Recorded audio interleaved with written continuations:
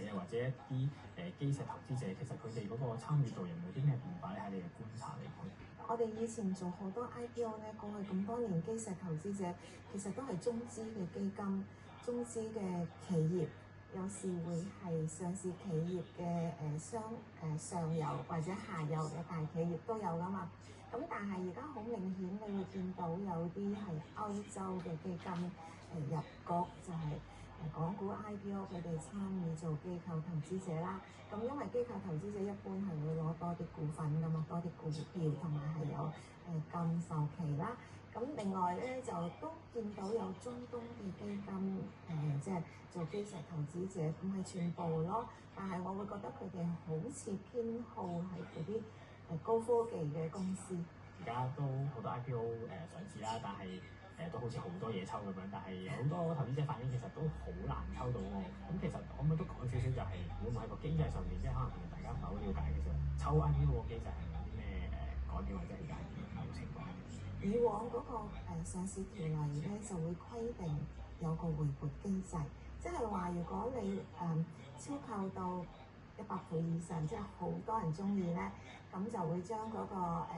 股數咧就一分為二，就每邊佔50%。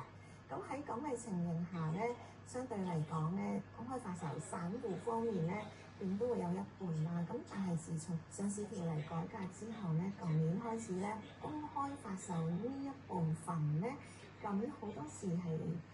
揀咗最低嗰個容許嗰個百分比，即係得1成10%。咁你由5成跌到1成，係的確係更加係會僧多粥少啦。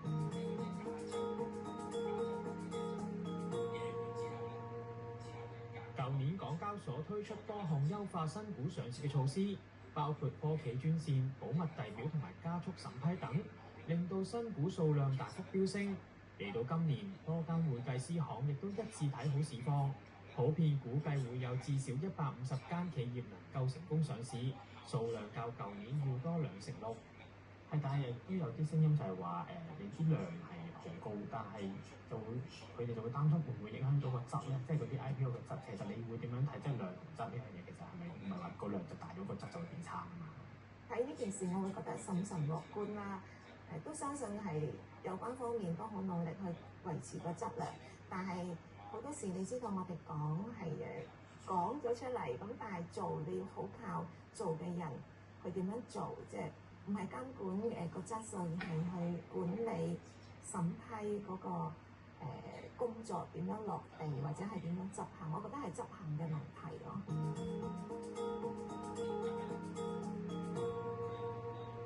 咁講翻2026年啦，其實唔同嘅大行啦都預測今年嘅 IPO 上市嘅數目有大概可能150到200，跟住總集資額其實都可以去到3000億或者去到3200億。你點樣睇佢哋會咁樣預測？咁其實當中佢哋覺得樂觀嗰個因素係邊度咧？咁我大致上咧都同意嘅，但係我個人咧，我會覺得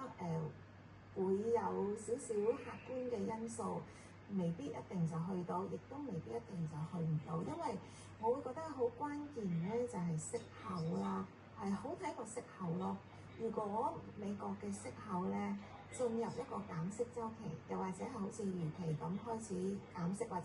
或者至少唔加息咧，咁我覺得對股票市場好重要嘅，係真係會利好。但係如果息口有變化咧，下半年咧，你會好快見到嗰個不利好嘅因素出現嘅作用，或者係個影響。